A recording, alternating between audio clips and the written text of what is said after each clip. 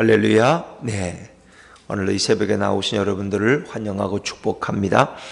자, 오늘 여호수아 22장 10절부터는 이제 지파 간에 이런 오해와 갈등이 일어나서 그것을 해결해 가는 과정을 우리에게 말씀해 주고 있습니다. 특별히 우리가 여호수아 22장 1절부터 9절까지 앞부분은 매우 감동적인 장면을 우리에게 소개해 주고 있습니다. 요단강을 중심으로 해서 요단 동편에 이미 르우벤과 갓지파 그리고 므낫세 반지파는 이미 기업을 얻었습니다. 그럼에도 불구하고 그들은 요단강을 건너와서 그 모든 정복 전쟁에 동참을 했습니다. 그래서 가족들은 요단 동편에 있고 자기들은 요단 서편에 건너와서 다른 9지파 방과 함께 가나안 정복 사역에 동참을 했습니다. 자, 그리고 이제 6년, 7년이 지나고 그 모든 정복 사업이 다 끝나고 안식이 찾아왔을 때 그들은 이제 자기들의 가족이 있는 요단 동편으로 돌아가게 됩니다. 그때 여호수아는 그들을 돌려보내면서 축복해서 돌려보냅니다. 빈손으로 돌려보내지 아니하고 그들에게 많은 재산과 금과 은과 이런 모든 선물들을 주어서 그들을 돌려보냅니다. 정말 형제들의 축복을 받으면서 환송을 받으면서 돌아가는 두 지파 반은 매우 뿌듯하고 그 마음의 기쁨이 넘쳤을 것입니다. 자, 그런데 이제 그들이 떠나서 얼마 되지 않아서 작은 사건이 이 두 지파 반과 9지파 반 사이에 큰 오해를 일으키고 전쟁의 직전까지 가게 됩니다.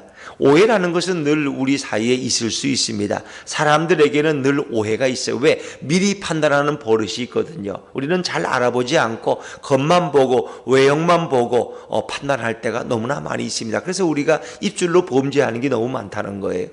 어떤 중소도시에 중형교회를 섬기는 목사님이 계셨습니다. 그 목사님이 어느 날 이제 신방을 다녀왔습니다. 여전도사님하고 신방을 다녀왔는데 그 주간부터 교회 안에 소문이 떠들기 시작했어요.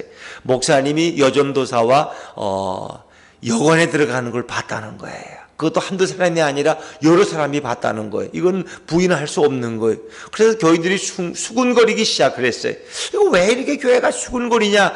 잘 몰라가지고 한 교인을 붙들고 물었더니 잘 대답을 안 해요. 그래서 잘 이렇게 사정을 하고 물었더니 목사님하고 전도사님하고 여관에 들어가는 걸 교인들이 봤다는 거예요. 그래가지고 어떻게 그럴 수 있느냐 해서 교인들이 지금 난리가 나서 교회도 안 나오겠다 그러고 교회를 떠나겠다고 난리가 나. 저 목사님 전사님을 보내야 된다는 거예요. 그 말이 너무 어처구니가 없어요. 그 동네에 그런 여관을 하는 분이 교회 나온 적이 없었는데 한 2주 전에 그 새로 여관을 인수한 여관 주인이 자기가 예전에 교회를 다녔 자기 교회가 늘 그리워서 이렇게 교회를 나왔다 하면 등록을 했어요. 그래서 등록을 해서 신방을 안 할 수도 없고 신방을 하는데 여전사님하고 둘이 목사님이 그 여관을 들어갔다는 거예요. 왜? 그 집 주인이 그 여관 안에 사니까. 그것이 교인들에게 이거 오해가 되었다는 거예요. 그렇다고 이번 주에 여전사님하고 여관에 신방 갈 거라고 주보에 광고를 하고 갈 수도 없는 거고 그래서 괜찮으리 했는데 그것이 엉뚱한 오해를 가져왔다는 거예요. 여러분 그거야 극단적인 예지만 그런 일들이 교회 안에 얼마나 많이 있는지 몰라요. 왜? 우리는 미리 판단하는 버릇이 있거든. 내가 봤다고 분명히 봤다고 그럼 무조건 다 그렇게 넘겨짚는 거예요. 이게 참 잘못된 거예요. 오늘 이스라엘 백성 사이에 일어난 일도 똑같은 거예요. 이런 일들이 역사 속에는 오늘도 반복되고 있다는 것입니다.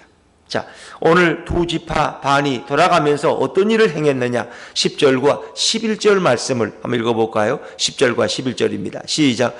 르우벤 자손과 갓 자손과 므낫세 반지파가 가나안 땅 요단가에 이르자 거기서 요단가에 제단을 쌓았는데 보기에 큰 제단이었더라. 이스라엘 자손이 들은즉 이르기를 르우벤 자손과 갓 자손과 므낫세 반지파가 가나안 땅의 맨 앞쪽 요단 언덕과 이스라엘 자손에게 속한 쪽에 제단을 쌓았다 하는지라. 아멘. 자, 제단을 쌓은 것이 문제가 돼요. 여러분 제단을 쌓은 것이 왜 문제가 될까요? 제단이라는 건 제사 드리는 그런 단인 것입니다. 이스라엘 백성은 돌로 제단을 쌓아놓고 거기서 하나님을 예배했어요. 제단을 쌓았어요. 근데 제단을 쌓은 것은 분명히 제사를 드리려고 하는 목적이라고 생각했을 거예요. 그 소문을 듣고. 근데 제사는 오직 이스라엘 성소 중에서 실로의 성막이 있어요. 회막이. 그러면 성막이 있는 실로에서만 예배 드릴 수 있어요. 다른 곳에 예배 드리는 건 다 잘못된 거예요. 왜? 그것은 혹 그것이 우상 숭배가 될 수 있기 때문에. 그러니까 함부로 예배 드릴 수가 없어요. 그리고 이런 제단을 쌓는다는 것은 하나님만을 예배해야 되는데 그것은 늘 우상 숭배로 종종 사용될 수 있다는 거예요. 그러니까 이들이 실로에 있는 이 성막이 있는 제단에서 예배드리지 않고 다른 제단을 또 쌓는 것은 다른 마음이 있다는 것입니다. 그래서 이스라엘 백성이 제일 주의한 것이 오직 제단은 중앙 성소인 실로의 성막밖에 없다는 거예요. 다른 곳에 예배드리면 다 우상 숭배가 되는 거예요. 왜? 거긴 제사장도 없고 그거는 자기들 마음대로 예배드리기 때문에 그건 늘 위험하다는 거예요. 자, 이것을 보고 그들은 미리 판단하게 되는 것입니다. 이것을 보고는 이스라엘 백성이 가나안 땅에 들어가기 전에 모세가 가장 강조한 것이 뭐예요? 하나님 외에 다른 신을 섬기면 안 되는 거예요. 우상 숭배는 안 된다는 거예요. 오직 하나님 앞에만 예배하고 하나님만을 사랑하고 하나님만 친근히 지내야 된다는 거예요. 그런데 그들이 다른 제단을 쌓은 것은 우상 숭배가 목적이라는 거예요. 그래서 이스라엘 전 회중은 분노하고 이제 그들과 싸우러 가자고 선동하고 서로 이 전의에 이런 마음을 불태우게 되죠. 자, 우리 12절 말씀 읽어보고 12절입니다. 시작. 이스라엘 자손이 이를 듣자 곧 이스라엘 자손의 온 회중이 실로에 모여서 그들과 싸우러 가려 하니라. 싸우자는 거예요. 그들을 정복하고 멸족시켜야 된다는 거예요. 왜? 여기 실로의 성소 외에는 다른 성소가 있을 수가 없다는 거예요. 다른 제단이 존재하면 안 된다는 것입니다. 그래서 그들이 전의를 불태우고 막 백성들 가운데 선동이 일어나고 전쟁의 복수를 준비할 때 이제 여호수아가 지혜로웠을 거예요. 여호수아는 그들에게 말합니다.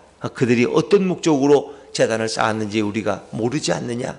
일단 그들의 이야기를 들어보자.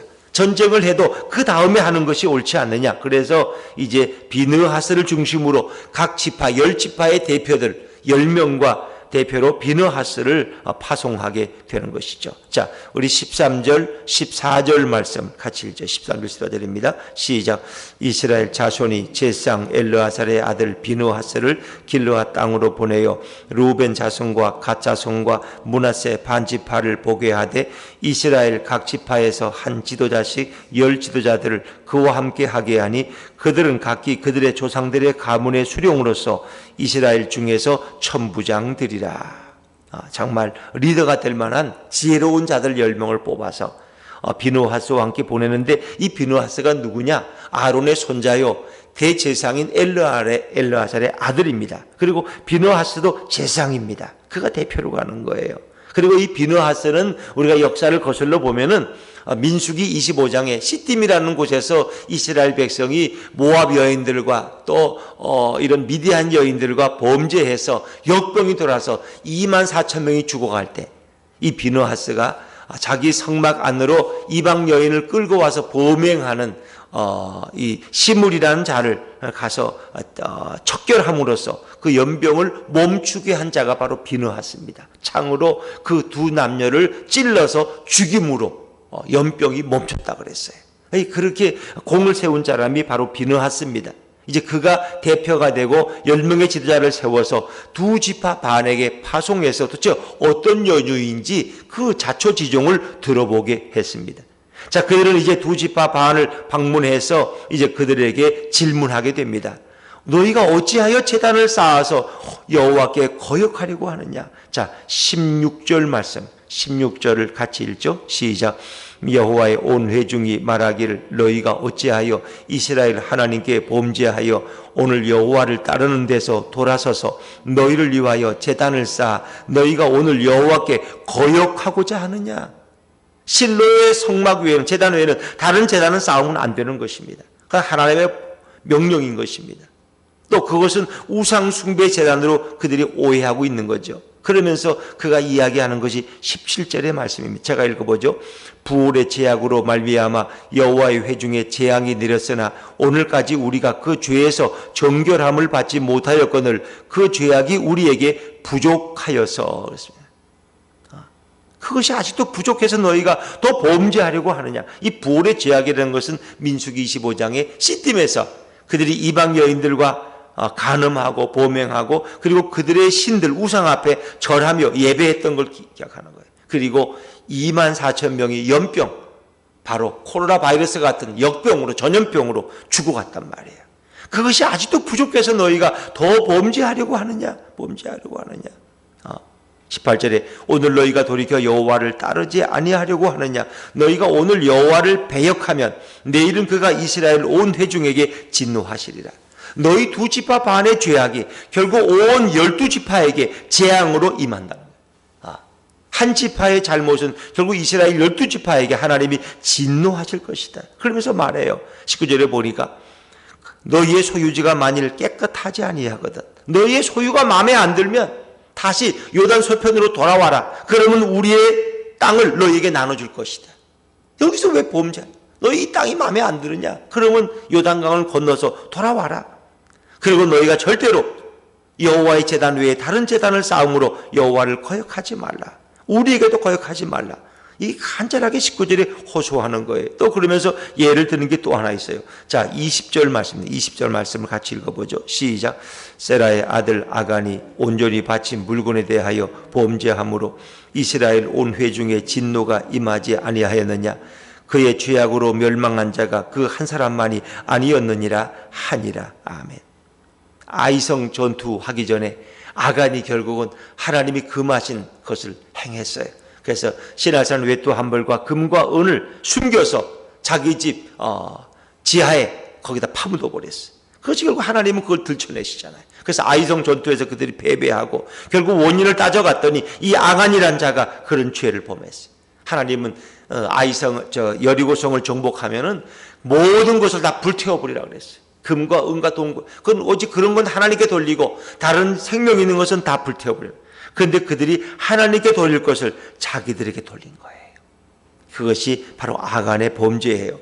결국 하나님은 그걸 들춰내고 그 온 일가족을 결국은 다 척결하게 됐죠. 그리고 나서야 이제 아이성 전투에서 그들이 승리하게 되는데, 이런 한 가정의 죄가 결국 전 공동체에게 엄청난 희생을 가져온 거죠. 그래서 아이성 전투에 36명이 결국은 희생당하는 불행한 일이 가져왔다는 겁니다. 오늘날 이렇게 역병이라는 것, 이 코로나 바이러스를 여러분 어떻게 보십니까? 우리 성경적으로 보면은 이것은 인간의 죄악으로 오는 것입니다. 인간의 전염병이라는 것은 역사 속에 다 그렇게 하나님의 심판으로 오는 것입니다. 물론 그렇게 말하면 세상 사람들은 뭐 비판할 수도 있겠죠. 그러나 이 모든 것은 하나님이 내리신다는 것이 성경의 원칙입니다. 자, 하여튼 어쨌든 이런 두 지파 반의 범죄는 결국 그런 공동체에 엄청난 비극을 몰아오게 되었던 것입니다. 그럴 때 이제 두 지파 반이 자초지종을 설명하게 되는 것입니다. 만약 우리가 범죄했다면 하나님이 우리를 벌하셔도 괜찮다는 것입니다. 우리가 목적이 있어서 그렇게 했다는 거예요. 자, 23절, 24절 말씀 한번 같이 읽죠. 23절, 24절입니다. 시작. 우리가 제단을 쌓은 것이 돌이켜 여호와를 따르지 아니하려 함이거나 또는 그 위에 번제나 소제를 드리려 함이거나 또는 화목 제물을 여호와는 친히 벌하시옵소서. 우리가 목적이 있어서 주의하고 이같이 하였노라. 곧 생각하기를 후일에 너희 자손이 우리 자손에게 말하여 이르기를 너희가 이스라엘 하나님 여호와와 무슨 상관 있느냐. 25절 말씀 읽고 25절입니다. 시작. 너희 루벤 자손 갓 자손아, 여호와께서 우리와 너희 사이에 요단으로 경계를 삼으셨나니 너희는 여호와께 받을 분깃이 없느니라 하여 너희의 자손이 우리 자손에게 여호와 경외하기를 그치게 할까 하여. 이런 것입니다. 이 무슨 얘기냐? 요단강이 요단 동편과 서편을 갈라져 있어요. 요단 동편은 두 지파 반이, 요단 서편은 9지파 반이에요. 그러면 하나님 주신 땅이라는 건 요단 서편이라고 생각했을 거예요. 그리고 이 모든 우리가 이제 기업을 분배할 때 9지파 반에게 모든 경계를 다 정해서 이렇게 분배하도록 했어요. 이제 그런 기록이 남아 있습니다. 그러면 당연히 요단 서편의 9지파 반의 후손들은 저 요단강 건너에 저 사람들은 누구야? 저는 우리 지파가 아니잖아. 어떻게 저들은 저렇게 엉뚱한 쪽에 땅을 받았어? 전 우리와 하고 저들은 여호와도 경외 안 하잖아. 왜? 실로의 성소에서 예배드려야 되는데 저들은 요단 서편에 동편에 있잖아 하면서 이 상황을 알지 못하는 우리의 자손들이 너희의 자손들이 우리의 자손들을 향해서 너희는 하나님을 섬기는 것도 아니고 너희는 제단도 없잖아 하면서 우리를 오히려 비판하면은 우리 자손들이 믿음을 잃어버릴까 그게 두려웠다는 거예요. 그래서 요단강이라는 건 지금으로 보면 아무것도 아니지만 그때는 요단강을 중심으로 동편과 서편이 아주 엄격하게 나눠져 있다는 거예요. 그건 건너지 못할 땅이에요. 그러니까 굉장한 큰 경계가 됐다는 거예요. 그러나 이제 가나안 땅의 요단 서편을 나눌 때 보면은 요단 동편의 두 지파 반에게는 경계는 나오지 않습니다. 그러면 우리 자손들이 오해할 수 있다는 거예요. 그래서 우리 자손들이 하나님을 떠날까봐 그게 두려워서 실로에 있는 그 제단의 모형을 따라서 우리도 하나님을 섬기는 백성이다 하는 것을 보여주기 위해서 이 제단을 쌓았다는 거예요. 그 제단을 쌓은 목적은 증거가 되게 할 거냐. 그러니까 번제를 위한 것도 아니고 화목 제물을 드리려는 것도 아니고 단지 이것은 하나의 모형이야, 모형. 제사를 드리는 제단이 아니에요. 여기는 절대로 그냥 하나의 기념비에 불과한 거예요.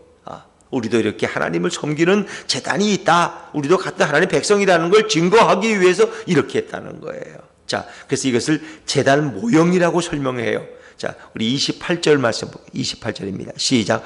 우리가 말하였거니와 만일 그들이 후일에 우리에게나 우리 후대에게 이같이 말하면 우리가 말하기를 우리 조상이 지은 여호와의 제단 모형을 보라. 이는 번제를 위한 것도 아니요 다른 제사를 위한 것도 아니라 오직 우리와 너희 사이에 증거만 되게 할 뿐이라. 제단 모형이에요. 모형이라는 것은 실제가 아니라는 거예요.